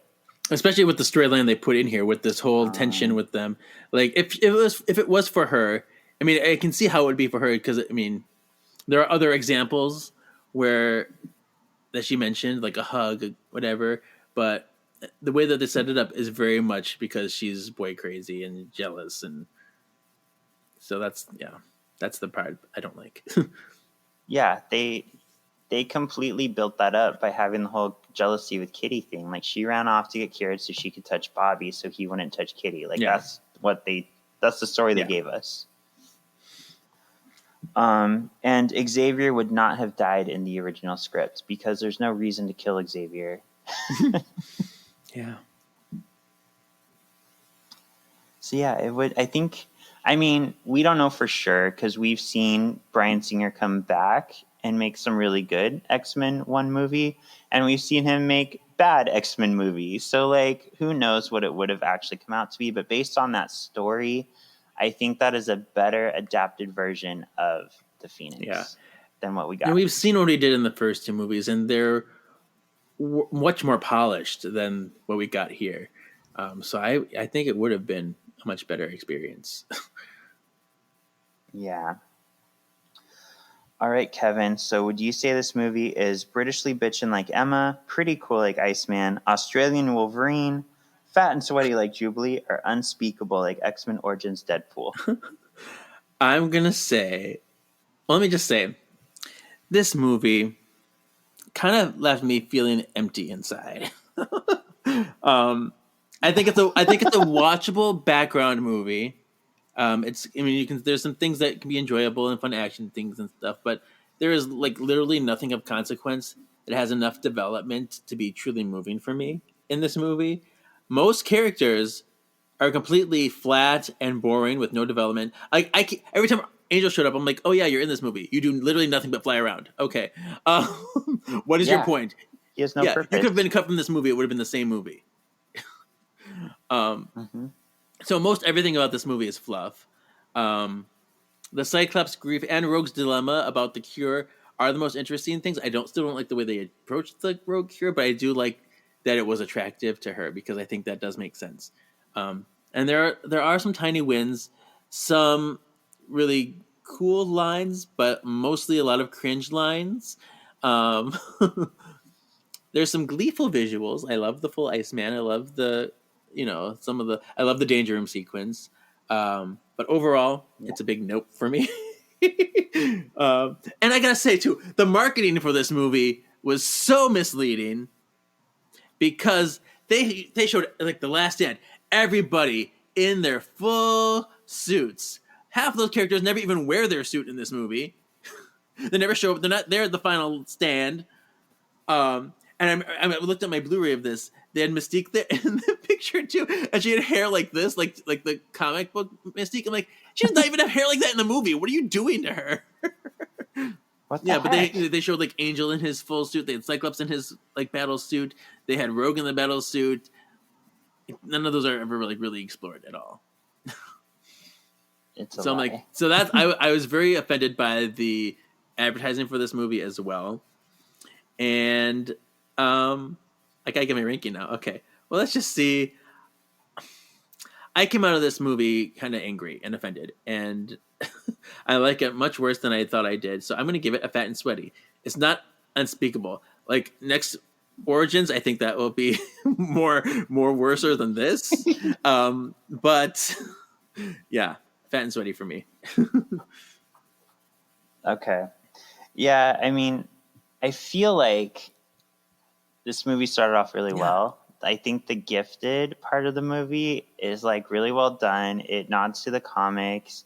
We have some good characterizations. The part that I thought wasn't explained well, but when I watched it, I realized it's okay, is why Jean goes dark. Like, they do give reason to it. It's her persona, but it's not a good reason. Like, there's it's not explored in an interesting way like it was in the comics. Yeah, because I can buy that there's like two sides of her. There's like a good part of her and a bad side of her. Like there's like duality in people. That is a natural thing, and that hers are just very heightened and everything. But there still has to be something that dark side of her attaches to that brings it out more. And it's from here, it's just almost random. Like she's being possessed by some demon from the hell. You know, I'm a zombie Jean. Yeah. So it's they needed to be more of a trigger. Yeah, and then the stuff with Magneto, like it makes sense and it doesn't in ways. And like we said, Pyro's not written well. So yeah, I also said Fat and Sweaty like Jubilee. Like it's not a movie I can't watch, but it's a movie I don't necessarily want to watch. Yeah, right. Who would you say is the MXP? Let me tell you. I mean, you mentioned Magneto. Oh, no. You mentioned Magneto and... Who else did you make that were good? Magneto and Jean, you said? What did you say? I forget who he's... I don't remember. But I got to tell you, my MXP is Beast. Because I thought Kelsey Grammer was perfectly cast. Every moment he had on screen felt completely authentic to his character to me. Both of his business, like professional scenes and his battle scenes, all of that felt very Beast, and I liked that. He was a pleasure and one of the rare gems of this movie that I liked. There's actually a wonderful deleted scene where Beast like quotes Henry VIII like before the battle, and like this whole battle Shakespeare monologue, and everyone stares blankly at him, and it's hilarious. That's hysterical. I wish that was in the movie because it was so funny. He's just like, Gusto, and I was like, okay. But he's great. Beast is great in this movie. I'm going to be honest. I didn't really think about an MXP before this moment, but when I think about it, I would have to give it to Beast.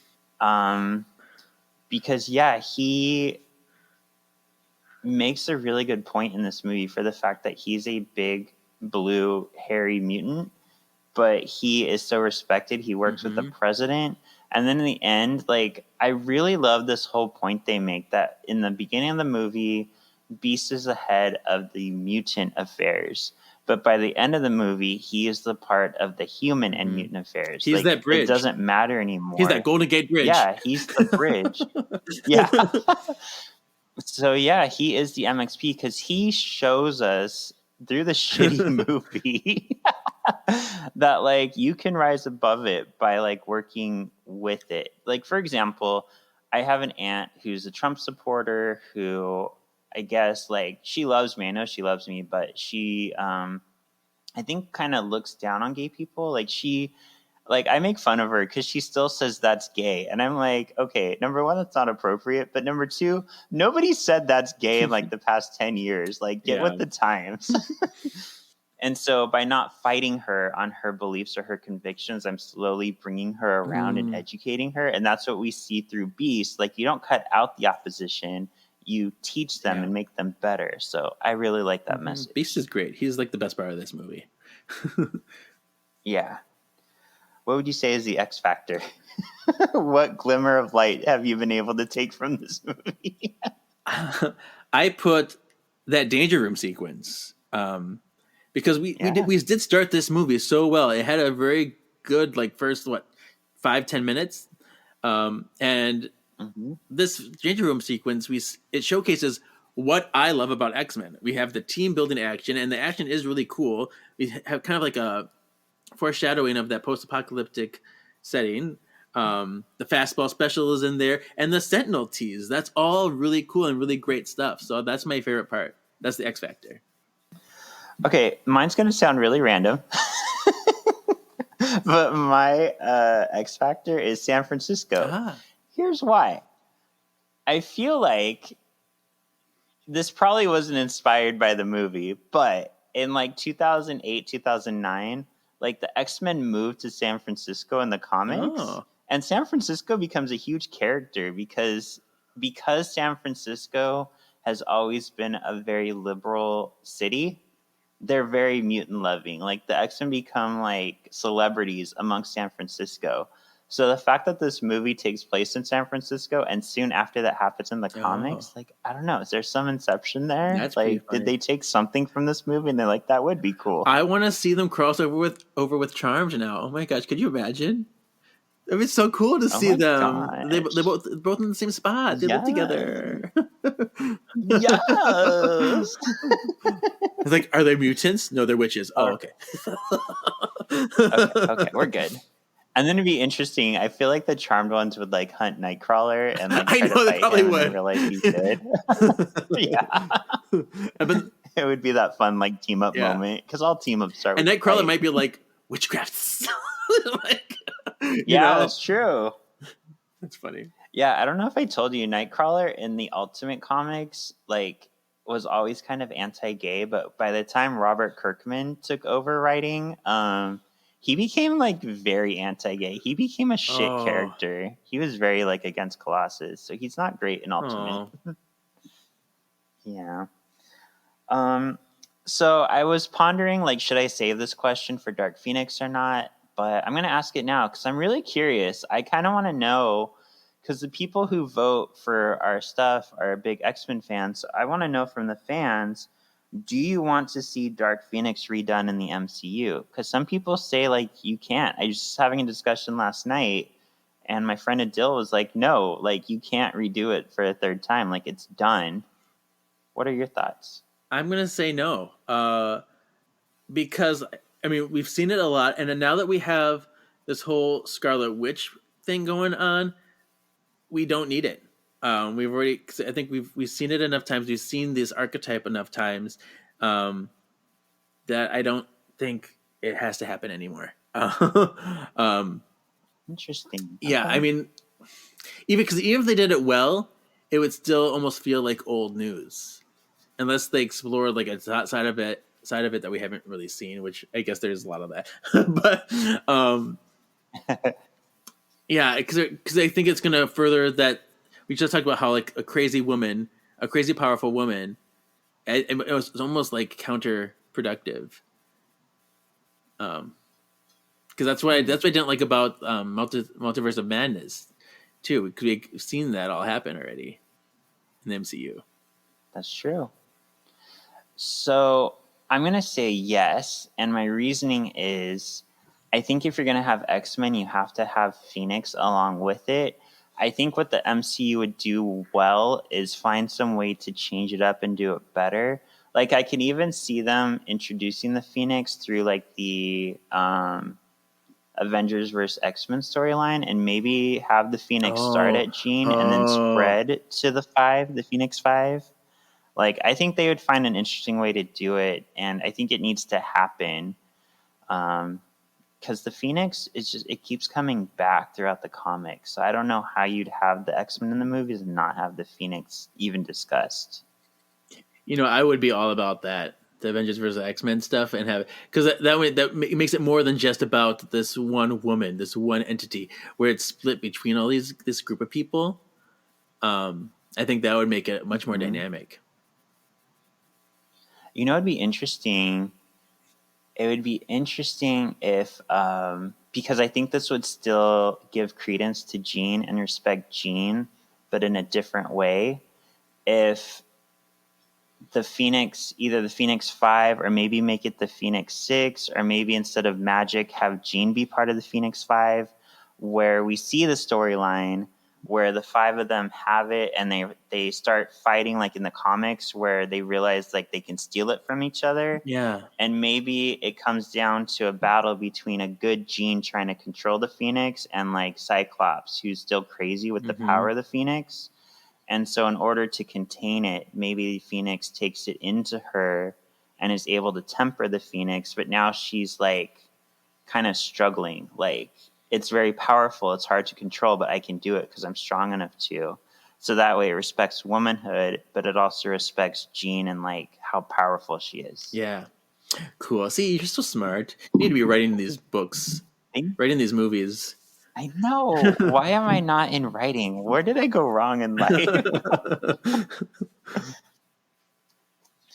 Well, speaking of going wrong in life, next week we're talking about X-Men Origins Wolverine. Kevin, you're not excited. You're not smiling. I'm not ready. I don't. You wanted to go over every movie. I know. Oh. I'm going to be very sad, but here we go. We're gonna do it. It's gonna be good. The episode will be good, hopefully. But no. So, girl, until next week, where can they find you? Yeah, you can go follow my personal Instagram, KJEEZY87, or follow the other podcasts that we're on break for, The Words of the Witches, comic books, novels, charmed comics and novels, gearing up for that musical. Also, I don't know if this is out yet or not, but I recently recorded a podcast with Power of X-Men, our friend Paul, where we compare and contrast Jean Grey / Phoenix and Prue Halliwell. And we talk about them. Oh, so that is a fun little episode. Yeah. And you can find me on Instagram under Shawn Perrett. That's ShawnPorrett. You can find my book, my podcast, my merch, everything there. Please buy my book. Give me inspiration to keep writing the second one because I haven't been. Yes. Oh, and I should probably mention X Reads too. I was recently on X Reads podcast where I talked about 2 issues of Mystic Arcana, the Magic issue and the Scarlet Witch issue. Because they know me and my witchiness, so we covered some witchy X-Men comics. So that's out now. I've been meaning to listen to those. Yes, Mama. Yeah. All right. Thank you for listening, SexyXies. We'll see you next week with X-Men Origins Wolverine.